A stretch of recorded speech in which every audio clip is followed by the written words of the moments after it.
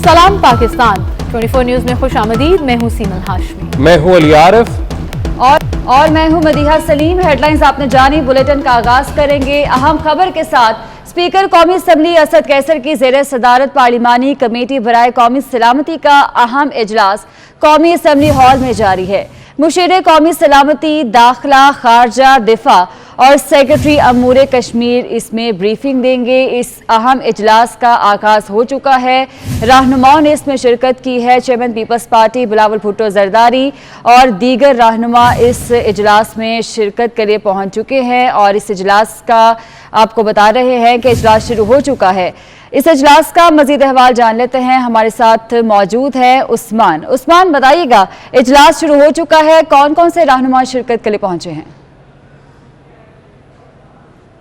जी बिल्कुल, पार्लिमानी कमेटी बराए कौमती सलामती का इजलास स्पीकर कौमी असम्बली असद कैसर की ज़ेरे शुरू हो चुका है और आज का इजलास इंतहाई अहमियत का हामिल है। इजलास में opposition leader Shehbaz Sharif, chairman peoples party Bilawal Bhutto Zardari और अपोजिशन जमातों के मेंबरान कौमी असम्बली और सेनेट शरीक है, जबकि हुकूमत की जानिब से आज के इस अहम तरीन इजलास में वफाकी वज़ीर खारजा, वफाकी वज़ीर दिफा, वफाकी वज़ीर जो दाखिला हैं और जो वफाकी वज़रा हैं वो आज के इजलास में शरीक है, जबकि सेक्रेटरीज जो है आज के इजलास में शरीक है, जबकि मुशीर बराए कौमी सलामती मोहिद यूसुफ भी आज के इजलास में शरीक है, जबकि आला अस्करी हुकाम की अगर हम बात करें army chief general Qamar Javed Bajwa, DGISE और DGISPR भी आज के इस अहम तरीन इजलास में शरीक है, जबकि मुख्तलिफ महकमों के सेक्रेटरीज, चारों सूबाई वज़राए आला, वज़ीर आज़म आज़ाद कश्मीर और सदर आज़ाद कश्मीर, वज़ीर आला गिलगित बल्तिस्तान भी आज के इजलास में शरीक है। आज के इजलास में कौमी सलामती के उमूर पर अरकान पार्लियामेंट को ब्रीफिंग दी जाएगी, जबकि साथ ही साथ जो हमारा हमसाया मुल्क है अफगानिस्तान, उसमें जो हालात चल रहे हैं उसके पाकिस्तान के पर क्या असरात पड़ेंगे, पाकिस्तानी मईशत पर क्या असरात पड़ेंगे,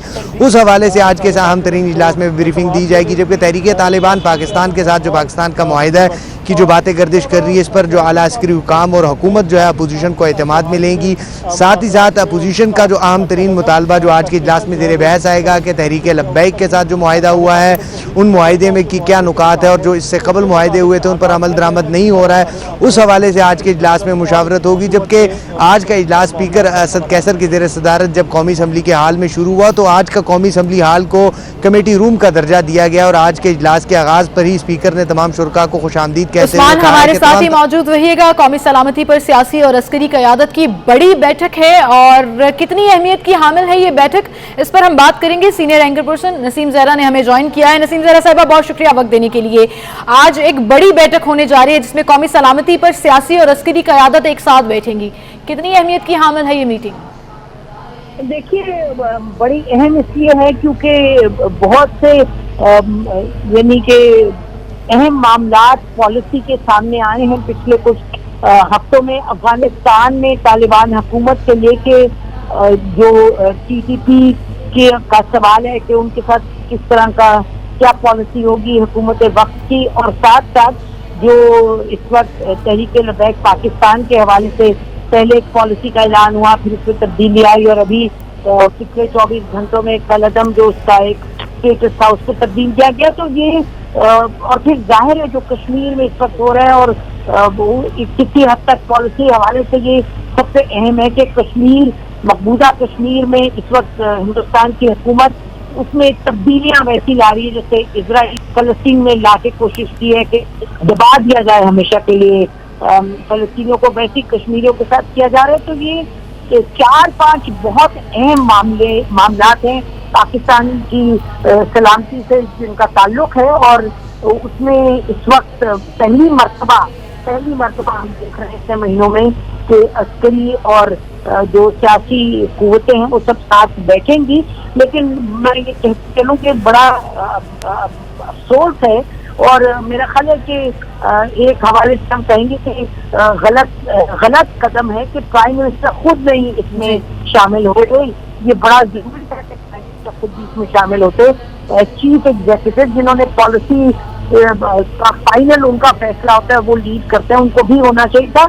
लेकिन बहरहाल इसमें हम देख रहे हैं कि अस्करी जो है top military commanders, army chief, वो सब मौजूद होंगे और एजेंसीज के लोग भी होंगे और बाकी जो लीडरशिप है अपोजिशन की वो भी मौजूद है। तो बहुत अहम है। अब इसमें मेरा ख्याल है इसकी अहमियत सबसे ज्यादा ये है कि सियासी जो जमातें ऑपोजिशन है उनको पहली मर्तबा एक इस तरह की ब्रीफिंग मिलेगी जो कि हालिया दिनों में अहम डेवलपमेंट के हवाले से, तो फिर वो अपना इनपुट भी देंगे। और ये भी याद रहे कि ये जो मामलात हैं इनको आगे लेके जब चलना है मुल्क में, तो उसमें सबको everybody has to be on the same page. बिल्कुल, सबको एक पेज पर होना बहुत जरूरी है। मैम, हमारे नुमाइंदे उस्मान खान भी हमारे साथ मौजूद हैं।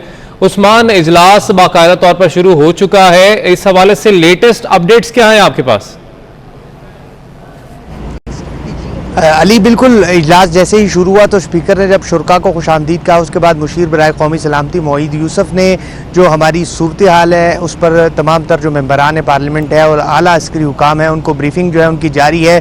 इसके बाद जो दूसरी ब्रीफिंग होगी वो सेक्रेटरीज देंगे। सेक्रेटरी जो है खारजा, इंटीरियर और जो कश्मीर अमूर के हमारे सेक्रेटरी है जो आज के इजलास में स्पेशल इन्वाइटी है, वो कश्मीर और हमारी पाकिस्तान की जो मुल्की खारजा पॉलिसी है उस हवाले सेक्रेटरीज जो है वो ब्रीफिंग देंगे। सेक्रेटरीज की ब्रीफिंग के बाद जो अगला मरहला होगा वो मेंबरान पार्लियामेंट के सवालात होंगे, उन सवालात के जवाबात जो है वो सेक्रेटरीज देंगे। और उसके बाद आला अस्करी हुकाम जो है वो जो अफगानिस्तान का जो मसला है और अफगानिस्तान में नई तालिबान की हुकूमत बनी है उसके पाकिस्तान पर क्या असरात होंगे, उस हवाले से जब ब्रीफिंग देंगे तो उसके बाद मेंबरान पार्लियामेंट भी आला अस्करी हुकाम से अपने सवालात करेंगे और उनसे जो उनके जहन में जितने भी सवालात होंगे उस हवाले से तफसीली तौर पर तबादला ख्याल होगा। और ये आज के इजलास अहम तबादला ख्याल होगा। ठीक है उस्मान, आपका बहुत शुक्रिया, आप हमारे साथ मौजूद थे। नसीम ज़हरा साहिबा, आपका भी बहुत शुक्रिया। अभी आपको बताएंगे कौमी असम्बली और सेनेट का इजलास आज होगा। ऑपोजिशन ने इजलास में हुकूमत को टफ टाइम देने के लिए हिकमत अमली तैयार कर ली है। ऑपोजिशन जमातों के तमाम अराकीन पार्लियामेंट इस्लामाबाद पहुंच गए हैं। कौमी असम्बली और सेनेट का इजलास आज होगा जिसमें ऑपोजिशन ने इजलास में हुकूमत को टफ टाइम देने के लिए हिकमत अमली तैयार कर ली है और तमाम ऑपोजिशन जमातों के अराकीन इस्लामाबाद पहुंच गए हैं।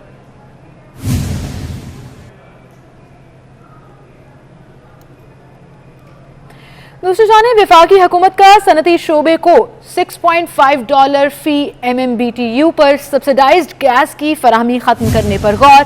पेट्रोलियम डिवीजन ने पावर प्लांट समेत सनती शोबे को सब्सिडाइज्ड गैस की फराहमी खत्म करने के लिए समरी वफाकी काबीना को इरसाल कर दी है।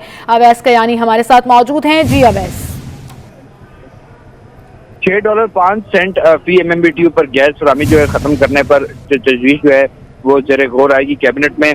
IMF की चूंकि कड़ी शरायत और दरामदी गैस महंगी होने के बाद हुकूमत को मुश्किलात का सामना है और पेट्रोलियम डिवीजन ने कैप्टिव पावर प्लांट समेत सनती शोबे को सब्सिडाइज्ड गैस के फराहमी खत्म करने के लिए समरी जो है वो वफाकी काबीना को अरसाल कर दी है।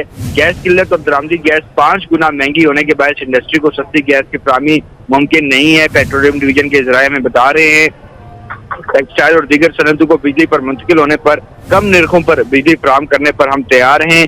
और साथ ही साथ हुकूमत का कहना है कि मकामी गैस की औसत मुकर्रर कीमत जो है तकरीबन 645 रुपये फी MMBTU है, जो कि हालिया LNG कार्गोज की फराहमी की लागत जो है वो 5000 रुपये फी यूनिट से तजावुज कर गई है और गुज़िश्ता माह LNG की फरोख्त की औसत कीमत जो है तकरीबन 2730 रुपये। ठीक है अवैस, आपका बहुत शुक्रिया।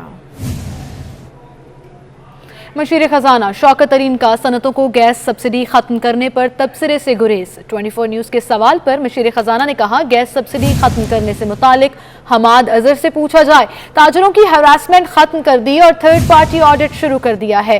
कर्ज प्रोग्राम के लिए IMF के सरबराह से राब्ते की जरूरत नहीं है। मशीर खजाना शौकत तरीन वो अभी इसलिए नहीं हुआ कि अभी वो सिस्टम जो है उन्होंने अभी मेरे से अप्रूवल किया 1 हफ्ता पहले। तो वो सिस्टम बनाते तुम्हें पता है कि PR है सर, तो आज की बात जो होती है वो परसों जाके होती है सर। अभी हो गया वो इंशाल्लाह सर। हरास तो नहीं किया जा रहा ना, मैंने तो पोर्टल बना दिया। मैंने कहा आप बताएं जिसको हरास कर रहे हैं वो मुझे। सर इंडस्ट्रीज के लिए जो गैस सब्सिडी है वो खत्म की जा रही है सर, वो गैस वाला ही बताएगा। ऐसे इंडस्ट्रीज के लिए गैस सब्सिडी वो तुझे बताएगा। पीपल्स पार्टी के रहनुमा खुर्शीद शाह ने एहतसाब अदालत सखर के बाहर मीडिया से गुफ्तगू करते हुए कहा कि पेट्रोल की कीमत बढ़ाकर गरीब अवाम पर 200 अरब का बोझ डाला गया। उन्होंने मजीद क्या कहा आपको सुनाते हैं। 9 रुपए फिर पेट्रोल बढ़ा दिया, 200 अरब का लोड डाल दिया गरीब आदमी के ऊपर और बिजली की कीमतें 29 रुपए तक चली गई जो 11 रुपए थी। खौफ नज़र आता है कि तेल की कीमतें दिसंबर तक 150 क्रॉस कर जाएंगी और डॉलर कम से कम 250 पे पहुंचेगा। फिर क्या होगा? ये वही तरक्की है कि गरीब के पेट पे लात रख के जब उसकी ज़ुबान मुंह से निकलती है तो ये कहते हैं कि ये तरक्की है। उधर हैदराबाद में चीनी की फी किलो कीमत 150 रुपए तक पहुंच गई है। शहरियों का कहना है कि चीनी गरीब आदमी की कुव्वत खरीद से बाहर होती जा रही है। होलसेलर्स का कहना है कि 50 किलो का थैला 2000 रुपए महंगा होने पर कीमत बढ़ाना पड़ी। इसी वाले से मजीद बात करेंगे, हमारे नुमाइंदे अली हमजा हमारे साथ मौजूद है। अली बताएगा।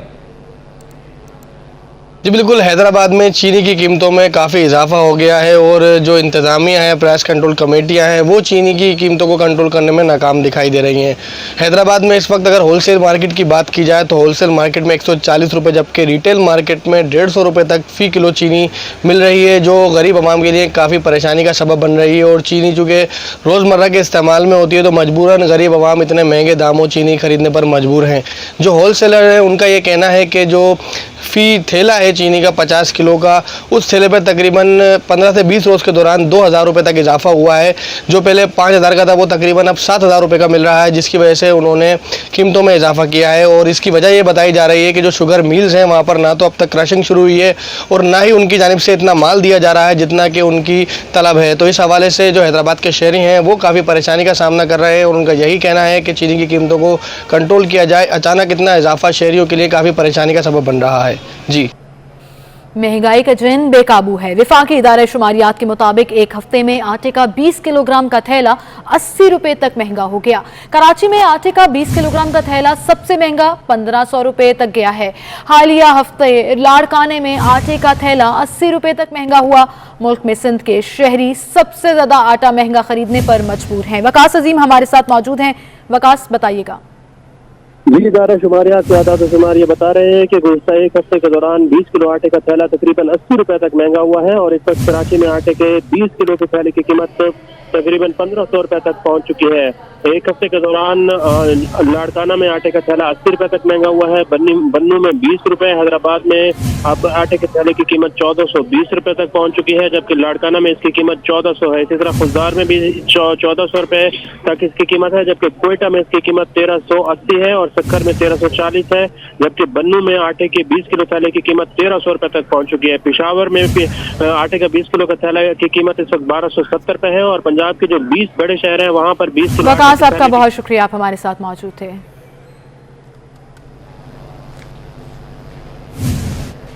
शाहिद आफरीदी ने शुएब मलिक की इनिंग्स को बूम बूम करार दे दिया।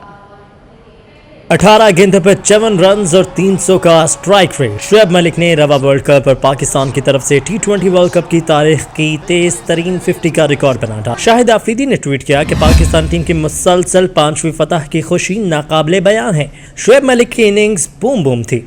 रावलपिंडी एक्सप्रेस शुएब अख्तर ने मलिक को 40 साला जवान करार दिया। पाकिस्तान वुमेन क्रिकेट टीम की कप्तान बिस्मा मारूफ ने भी मलिक की जारहाना इनिंग्स को शानदार करार दिया। भारत के साबिक टेस्ट क्रिकेटर हर्षा बोगले ने दिलचस्प ट्वीट करते हुए लिखा, देखा हर खानदान को बड़े भाइयों की जरूरत होती है। साबिक भारतीय स्पिनर हरभजन सिंह ने मलिक की बल्लेबाजी को जबरदस्त करार दिया। भारतीय स्पोर्ट्स तज्जियाकार ने तबसरा किया कि शुएब मलिक भी सेमीफाइनल के लिए अच्छे से वार्म अप हो गए हैं। पाकिस्तान के शोबे स्टार हुमायूं सईद ने ट्वीट किया कि वाह शुएब मलिक, हमें आप पर फख्र है। मारूफ गुलकार आसिम अजहर ने तजर्बाकार बल्लेबाज के बारे में पुराने तबसरों पर तनकीद की। दूसरी जानिब शुएब मलिक ने मैन ऑफ द मैच का इनाम पूरी पाकिस्तानी टीम के नाम कर दिया। ट्वीट में लिखा कि शाबाश लड़कों, हम ये कर सकते हैं। न्यूज़ स्टूडियो से फिल वक्त इतना ही।